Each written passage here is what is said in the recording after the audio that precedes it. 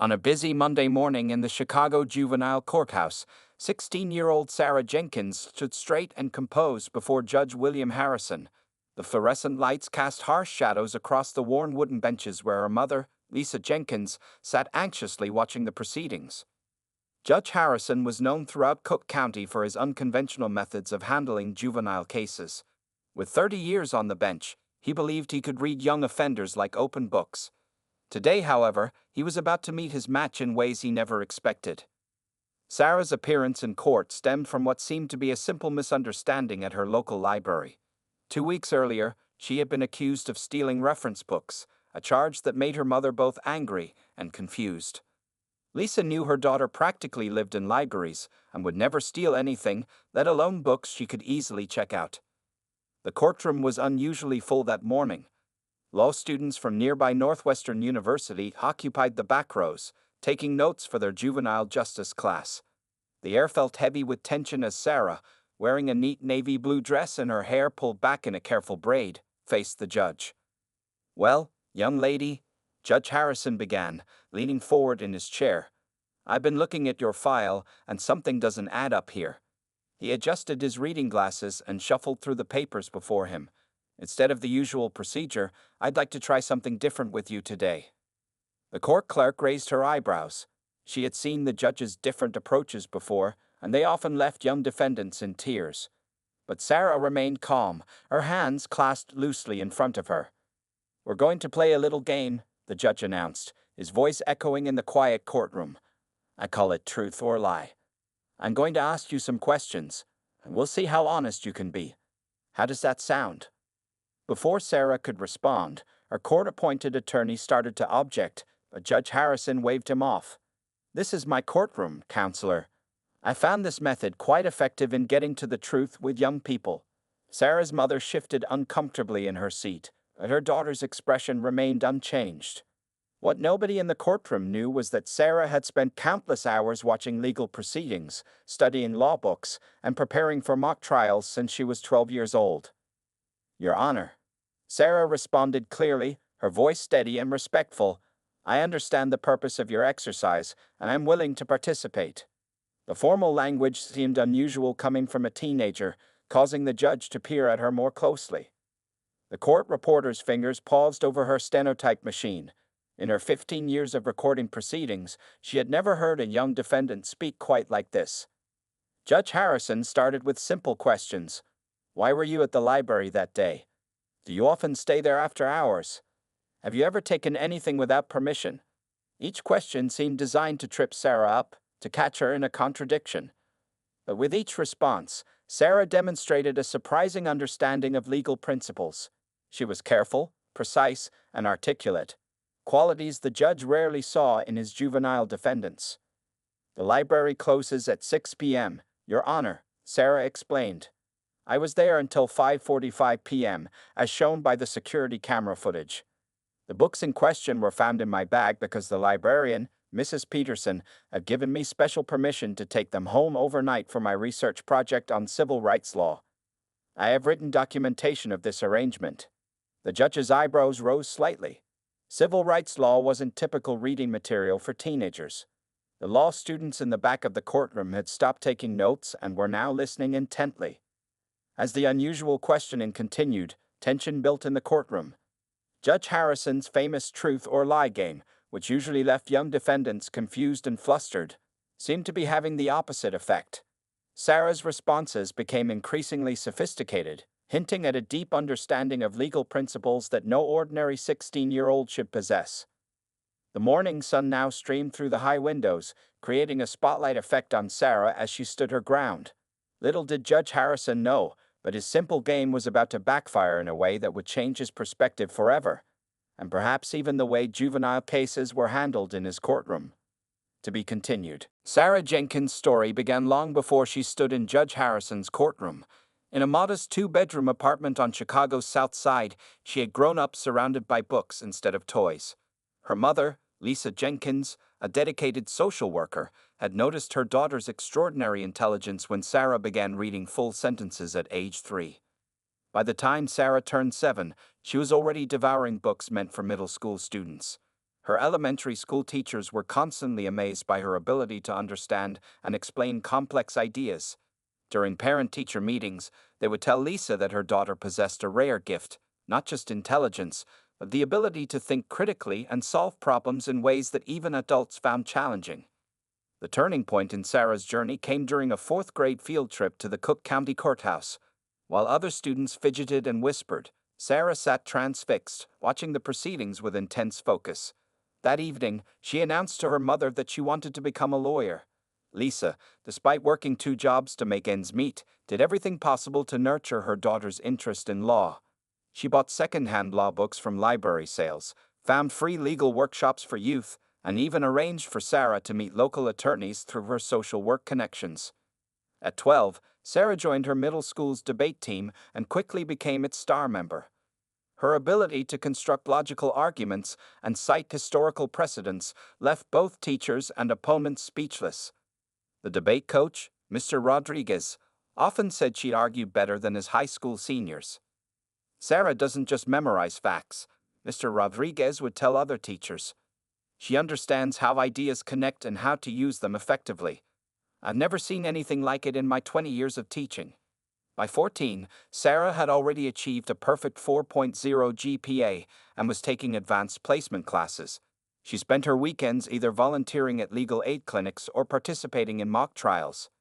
The local law community began to take notice of the brilliant young girl who could recite constitutional amendments as easily as other teens quoted song lyrics. Her room at home looked more like a law library than a teenager's bedroom. Instead of pop star posters, her walls featured portraits of famous Supreme Court justices and civil rights leaders. She had carefully organized shelves filled with legal textbooks, many of them donated by impressed lawyers who had met her at various community events. Sarah's exceptional IQ score of 165 had been discovered during a routine school assessment, but she never bragged about it. Instead, she used her intelligence to help other students understand difficult concepts. She started a study group that focused on civics and law, making complex legal principles accessible to her peers. One of Sarah's most significant achievements came when she was 15.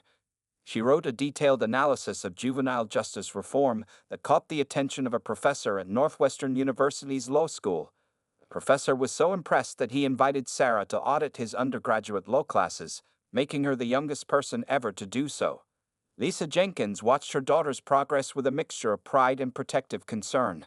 As a social worker, she had seen how the system could be unfair to young people, especially those from minority communities.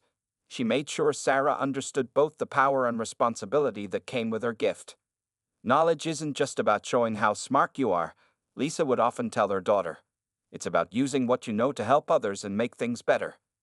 The local community center where Lisa worked became Sarah's second classroom. There, she started a free legal awareness program for neighborhood teens, teaching them about their rights and responsibilities under the law. Her simple, clear explanations helped many young people understand legal concepts that had seemed intimidating before. Sarah maintained detailed journals of every legal proceeding she observed, every law book she read, and every mock trial she participated in. These notebooks would later prove invaluable in Judge Harrison's courtroom. By the time she faced the judge's truth or lie game, Sarah had accumulated more legal knowledge than many first-year law students. But it wasn't just her knowledge that made her special. It was her deep understanding of how the law could protect and serve justice. As she stood in that courtroom, Sarah carried with her not just facts and figures, but years of dedicated study and a genuine passion for justice. Judge Harrison's simple game was about to reveal just how much this seemingly ordinary teenager had accomplished in her young life. To be continued. Judge Harrison leaned back in his leather chair, a slight smile playing on his lips as he prepared to continue his questioning. The morning sunlight streaming through the courtroom windows cast long shadows across his desk as he shuffled through his papers, selecting his next strategic question. "Let's make this more interesting," the judge announced, his voice carrying authority throughout the silent courtroom. "Miss Jenkins, I'm going to present you with some legal scenarios. Your responses will help me determine your credibility in this case." The court-appointed attorney shifted uncomfortably in his seat. This was far beyond the scope of a normal juvenile hearing, but Judge Harrison was known for his unorthodox methods. The law students in the back of the courtroom eagerly leaned forward, sensing something unusual was about to unfold. Scenario 1. Judge Harrison began, removing his reading glasses for dramatic effect. You're walking home from school and find a wallet containing $500. You know who it belongs to, but this person has been unkind to you in the past. What are your legal obligations? Sarah stood perfectly still, her posture remaining confident.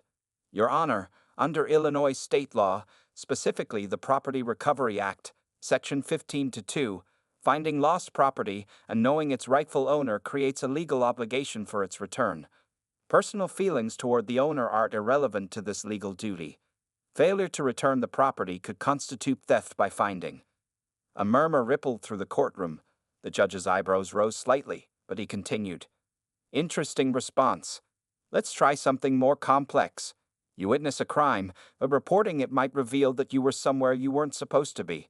What's your legal obligation? Without hesitation, Sarah responded, Your Honor, according to Illinois Criminal Code 720 ILCS 5/31-4, concealing or withholding evidence of a crime could constitute obstruction of justice, regardless of personal circumstances. However, the Fifth Amendment protects against self-incrimination, creating an interesting legal balance that courts have addressed in cases like Ohio v. Reiner and Hoffman v. United States. Judge Harrison sat up straighter, his game forgotten for a moment. The law students in the back were now frantically taking notes. Even the court reporter paused briefly, surprised by the sophisticated legal reference. Very well, the judge said, his voice taking on a more serious tone. Let's discuss the Fourth Amendment as it applies to school searches. What are the key considerations? Sarah's eyes lit up. The landmark case New Jersey v. TLO established that school officials need only reasonable suspicion, not probable cause, to search students. However, the search must be reasonable in scope and not excessively intrusive. This was further refined in Safford Unified School District v. Reading, which addressed the limits of strip searches in schools. Lisa Jenkins watched from her seat, tears of pride forming in her eyes. The court clerk had stopped pretending to organize files and was openly staring at Sarah. Judge Harrison's famous truth or lie game had never gone quite like this before. The judge decided to push further. And how would you apply these principles to your current situation regarding the library incident? With respect, Your Honor, Sarah began, her voice clear and steady. The accusation of book theft would require evidence of intent to permanently deprive the library of its property. Given that I had documented permission from the librarian and followed established checkout procedures, albeit special ones, there was no such intent. Furthermore, the search of my bag was conducted with my consent, showing good faith cooperation. Judge Harrison leaned forward, his fingers steepled under his chin. The morning had taken an unexpected turn, and his usual tactics weren't working as planned. Instead of catching a teenager in contradictions, he found himself engaged in a sophisticated legal discussion with someone who clearly possessed extraordinary knowledge of the law. The atmosphere in the courtroom had shifted dramatically. What started as a routine juvenile hearing had transformed into something that felt more like a law school examination. The young defendant's responses weren't just accurate. They showed a deep understanding of legal principles that went far beyond memorized facts. As the judge prepared his next question, he realized that his simple game of truth or lie had inadvertently revealed something far more significant than he had anticipated. The morning was far from over, and Sarah Jenkins had more surprises in store for everyone present. To be continued. The tension in the courtroom shifted as Sarah continued to demonstrate her remarkable legal knowledge. Judge Harrison, who had presided over thousands of cases in his career, found himself increasingly intrigued by this unusual defendant. The morning sun now cast a warm glow throughout the courtroom, illuminating the growing look of respect on the judge's face. Miss Jenkins, Judge Harrison said, adjusting his posture, let's discuss a recent Supreme Court decision regarding juvenile rights. He glanced at his notes, selecting a complex case he was certain would challenge her. Are you familiar with the Miller v. Alabama decision? Sarah's eyes brightened. Yes, Your Honor. Miller v. Alabama, decided in 2012, held that mandatory life sentences without parole for juvenile offenders violate the Eighth Amendment's prohibition on cruel and unusual punishment. The court emphasized that juveniles have diminished culpability and greater prospects for reform compared to adults. The law students in the back of the courtroom exchanged impressed glances. One of them whispered to another, "I just studied this case last week, and she explained it better than our professor." Judge Harrison leaned forward, his interest now fully piqued. "And how would you compare that to the Montgomery v. Louisiana decision?" Without missing a beat, Sarah responded, "Montgomery v. Louisiana extended Miller's ruling retroactively to cases on state collateral review. The court held that Miller announced a substantive rule of constitutional law, meaning that juvenile offenders previously sentenced to mandatory life without parole must have their sentences reconsidered or be given the opportunity for parole." The court reporter's fingers flew across her stenotype machine, capturing every word of this extraordinary exchange. Lisa Jenkins sat straighter in her seat, watching her daughter transform the courtroom into her own legal classroom. "Your Honor," Sarah continued, her confidence growing, "if I may, these cases relate to a fundamental principle in juvenile justice, the recognition that young people have unique characteristics that the law must consider. This principle extends beyond serious criminal cases to minor infractions, like the misunderstanding I'm here for today." Judge Harrison removed his glasses, cleaning them thoughtfully. "Go on," he said, his tone now that of a curious colleague rather than an intimidating authority figure. "The library incident involves questions of intent and understanding," Sarah explained. "Just as the Supreme Court recognizes that juveniles deserve special consideration in serious cases, our local courts should apply similar principles to minor incidents. I have documentation showing I followed proper procedures, even if they were unusual ones." The courthouse clock ticked loudly in the silence that followed. Judge Harrison's famous truth or lie game had evolved into something he hadn't anticipated. A sophisticated legal discussion with someone who clearly possessed extraordinary understanding of the law. "Miss Jenkins," the judge said, setting aside his papers, "can you tell me about any recent changes in Illinois' juvenile law that might be relevant to your case?" Sarah nodded confidently. The Illinois legislature recently expanded protections for juvenile offenders through Senate Bill 239, which emphasizes rehabilitation over punishment and requires courts to consider alternatives to prosecution for minor offenses. This aligns with the trend in federal law toward recognizing the unique position of juvenile defendants. The court-appointed attorney, who had been sitting quietly, looked both amazed and slightly embarrassed.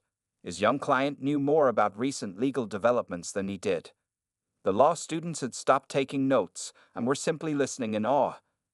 Judge Harrison's expression had completely transformed from his earlier skepticism. He now watched Sarah with undisguised admiration, recognizing that his assumptions about this young defendant had been entirely wrong.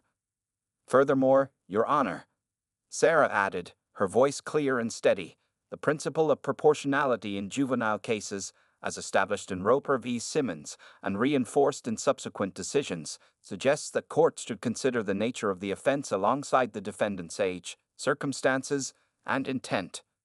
The morning had taken an unexpected turn.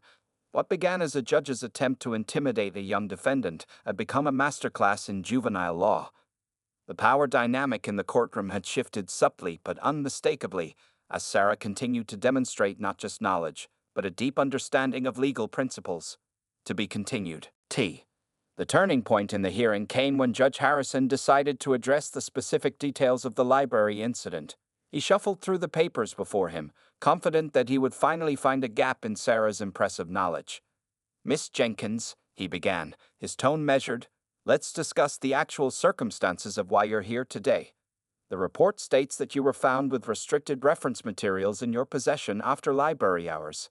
How do you explain this?" Sarah reached into her folder and pulled out several carefully organized documents.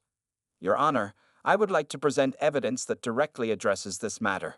First, I have a written agreement signed by Mrs. Peterson, the head librarian, granting me special permission to use these materials for my research project on civil rights law."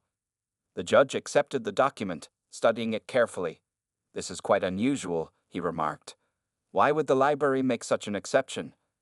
"Because of my participation in the Young Legal Scholars Program at Northwestern University," Sarah explained, producing another document.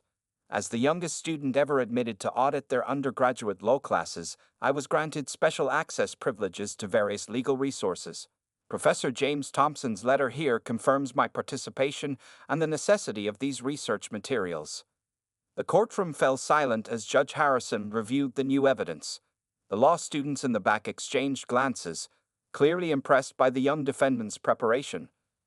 Furthermore, Your Honor, Sarah continued, I'd like to cite the recent case of Martinez v. Chicago Public Library System, where the court ruled that educational institutions must make reasonable accommodations for exceptional students pursuing advanced studies, even if these accommodations fall outside standard operating procedures. Judge Harrison looked up sharply. I'm not familiar with that case, he admitted, his interest clearly piqued. It was decided just last month in the Circuit Court of Cook County, Sarah explained. Judge Maria Rodriguez's opinion specifically addressed the need for flexibility in educational access, particularly for underprivileged students showing exceptional academic promise. The court clerk stopped typing, her fingers frozen above her keyboard. The judge's expression shifted from surprise to genuine respect as he realized this teenager was citing legal precedents he himself hadn't encountered. Lisa Jenkins watched from her seat as her daughter continued to command the courtroom's attention. Tears of pride welled in her eyes as she remembered all the late nights Sarah had spent studying, all the weekends spent in libraries instead of at parties. Your Honor, Sarah said, pulling out one final document, I also have security camera footage from the library showing me checking out these materials through proper channels at 5:45 p.m., 15 minutes before closing time. The misunderstanding arose when a new security guard, unfamiliar with my special arrangements, saw me leaving with the books. Judge Harrison studied the evidence before him, his famous truth or lie game forgotten in light of the compelling case Sarah had presented. The law students in the back of the courtroom were furiously taking notes, likely realizing they were witnessing something extraordinary.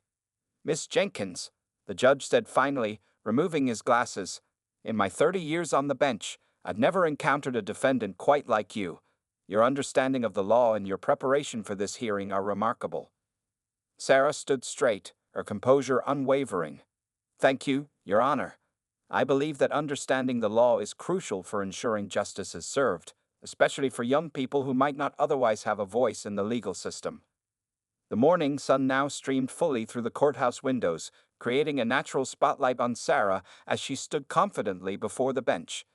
The atmosphere in the courtroom had transformed completely from the tense beginning of the hearing. I have one more question, Judge Harrison said, leaning forward with genuine curiosity. What inspired such a deep interest in law at your age? Sarah's response would not only answer his question, but would also lead to an unexpected development that would change both their lives and the juvenile justice system in their district. To be continued. Judge Harrison sat back in his chair, taking a moment to process everything he had learned about Sarah Jenkins.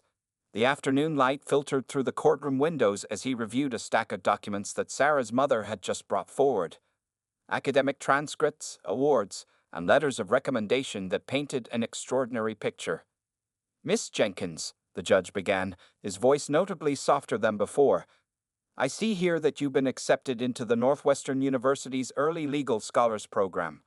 According to Professor Thompson's letter, you're the youngest person ever admitted. Sarah nodded respectfully. Yes, Your Honor. I started the program 3 months ago. We focus on constitutional law and civil rights cases, with special emphasis on juvenile justice reform. The judge picked up another document, his eyebrows rising. And this IQ test result, 165? That puts you in the, he paused, calculating in his head. The top 0.1 percentile, Your Honor, Sarah completed his thought. But I believe intelligence is only valuable when used to help others. That's why I started a free legal education program at my local community center. Lisa Jenkins stood up from her seat, receiving permission to approach the bench. She handed the judge a newspaper clipping from the Chicago Tribune featuring Sarah's community program. The article showed Sarah teaching other teenagers about their legal rights and responsibilities. Your Honor, Lisa spoke, her voice filled with quiet pride. Sarah has helped dozens of young people understand their rights and stay out of trouble. She even helped one boy get his case reviewed and dismissed last month. Judge Harrison studied the article, then looked at the security footage from the library again. The pieces were falling into place. This wasn't just about borrowed books. He was witnessing something remarkable. "Miss Jenkins," he said, addressing Sarah directly, "why didn't you mention any of this when we started this hearing? When I began my game?" There was a hint of embarrassment in his voice at mentioning his truth or lie tactic. Sarah straightened her shoulders. "Your Honor, I believe the facts of the case should stand on their own merits. My academic achievements and IQ score don't make me more or less innocent of the accusations. I wanted to prove my case through proper legal channels and evidence." The law students in the back of the courtroom nodded in approval. One of them whispered to another, "She's better prepared than most first-year law students." Judge Harrison stood up, something he rarely did during hearings. "I've made a serious mistake today," he announced to the courtroom. "I approached this case with preconceptions that were not only wrong but potentially harmful to the cause of justice." The court reporter's fingers paused over her stenotype machine. In 15 years, she had never heard Judge Harrison admit to a mistake in open court. Furthermore, he continued, "Miss Jenkins has demonstrated a level of legal understanding and ethical behavior that many practicing attorneys would do well to emulate. Her commitment to education and community service is exemplary." Sarah remained composed, though her mother wiped away tears of joy. The court-appointed attorney sat back, realizing his services had been largely unnecessary. Judge Harrison picked up his gavel but paused before bringing it down. "Miss Jenkins, would you be willing to participate in a program I'm developing to reform our juvenile justice procedures? Your insights would be invaluable." "I would be honored, Your Honor," Sarah replied. "Actually, I prepared some suggestions based on recent Supreme Court decisions regarding juvenile cases, if you'd be interested in reviewing them." The judge smiled, shaking his head in amazement. "Of course you have. Please have them sent to my chambers." He turned to address the whole courtroom. "This case is dismissed, but more importantly, it stands as a reminder that we must never let our prejudices cloud our judgment or prevent us from seeing the extraordinary potential in our young people." As the judge prepared to make his final statements, it was clear to everyone present that this day would be remembered not for a simple misunderstanding about library books, but for the moment a brilliant young legal mind was discovered in the most unexpected circumstances. To be continued. The courtroom atmosphere had transformed completely from the tense morning hours. Judge Harrison stood at his bench, preparing to deliver his final ruling, but what happened next would reshape the entire juvenile justice system in Cook County. "Before I make my final decision," Judge Harrison announced, "I want to address a larger issue that this case has brought to light." He picked up Sarah's detailed proposal for juvenile justice reform that she had submitted earlier.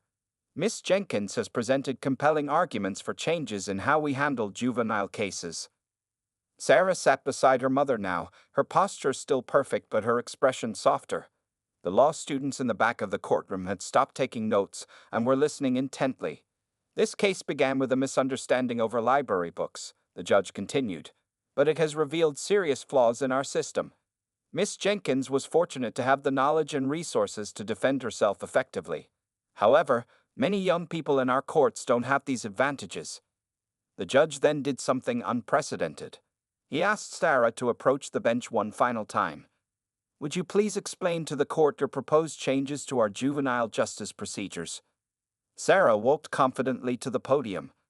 "Your Honor, my research shows that many juvenile cases could be resolved through mediation and educational intervention before reaching the court system. I've outlined a 3-tier approach based on successful programs in other states." She proceeded to explain her proposal in detail.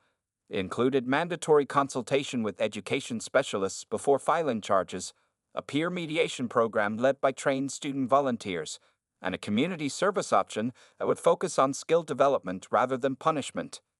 The judge listened intently, occasionally nodding. The court clerk had abandoned any pretense of disinterest and was openly watching the exchange. Even the usually stoic bailiff seemed impressed. Furthermore, Sarah continued, "I've analyzed data from the past 5 years of juvenile cases in Cook County. Approximately 60% of cases involving first-time offenders could have been resolved through these alternative methods, saving court resources and preventing young people from entering the criminal justice system unnecessarily." Judge Harrison raised his hand to interrupt. And you compiled this data yourself?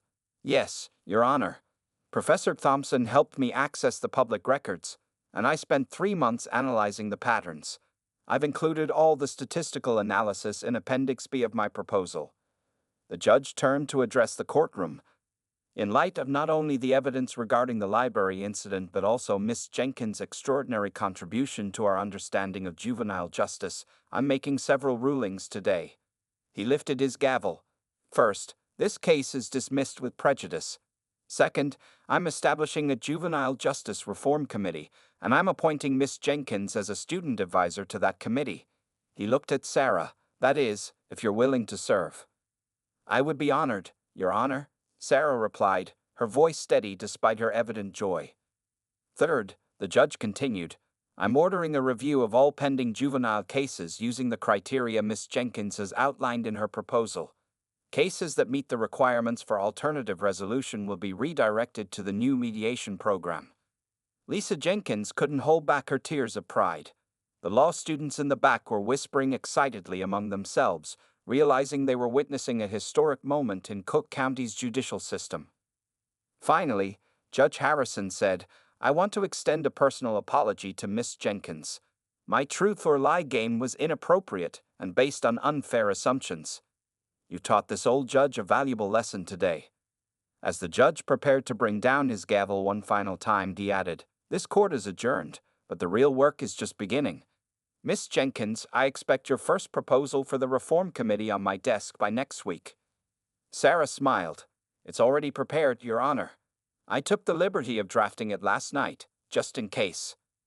The sound of the gavel echoed through the courtroom, marking not just the end of a case, but the beginning of a new era in juvenile justice. As people began to file out, many stopped to congratulate Sarah, including several of the law students who asked if she would consider tutoring them. To be continued. 6 months after that memorable day in Judge Harrison's courtroom, the changes in Cook County's juvenile justice system were remarkable. Sarah Jenkins' story had spread far beyond Chicago, inspiring similar reforms across the country. On a bright spring morning, Sarah stood at a podium in the courthouse's main conference room, presenting the results of her juvenile justice reform program to a packed audience. Judges, lawyers, and educators from across the state had gathered to hear about the Jenkins method, as it had come to be known. In the past 6 months, Sarah reported confidently, we've seen a 45% reduction in juvenile court cases through our early intervention program. More importantly, 89% of the young people who went through our mediation process have not had any further legal issues. Judge Harrison sat in the front row, beaming with pride. His own transformation had been as remarkable as the program's success. He had abandoned his truth or lie game and become a leading advocate for juvenile justice reform. The key to our success, Sarah continued, indicating a chart on the screen behind her, has been treating each case as unique and focusing on education rather than punishment. We've partnered with local schools, libraries, and community centers to create opportunities for young people to learn and grow from their mistakes. The program had already helped hundreds of teenagers. Instead of appearing before judges, many young offenders now participated in educational programs, often taught by Sarah herself. Her legal education classes at the community center had expanded to 5 locations across Chicago. Lisa Jenkins, sitting beside Judge Harrison, remembered the day she had first noticed her daughter's extraordinary abilities. Now, at 17, Sarah was not only attending high school but also teaching part-time at Northwestern University's law school, sharing her unique perspective on juvenile justice with law students. But our work isn't finished, Sarah addressed the audience. We're currently developing a mobile app that will help young people understand their legal rights and responsibilities. It will also connect them with free legal resources and mentorship opportunities. The impact of Sarah's case had reached far beyond the justice system. Local media had picked up the story, leading to numerous interviews and articles. Sarah used every opportunity to advocate for education and reform rather than seeking personal fame. After the presentation, Judge Harrison approached the podium. 6 months ago, I thought I was just handling another routine juvenile case. Instead, I met someone who would change not only my perspective, but our entire approach to juvenile justice. He turned to address the audience. The Jenkins method works because it recognizes that every young person deserves a chance to learn and grow. It's not just about avoiding punishment, it's about creating opportunities for positive change. The program had attracted national attention. Other states were beginning to implement similar reforms, and Sarah had been invited to speak at several national legal conferences. However, she remained focused on her local community, never forgetting where her journey began. The most rewarding part, Sarah told a reporter after the presentation, is seeing young people realize their potential. Every teenager who stays out of the system and gets back on track is a victory not just for them, but for our whole community. As the conference room slowly emptied, Sarah gathered her materials while chatting with some law students.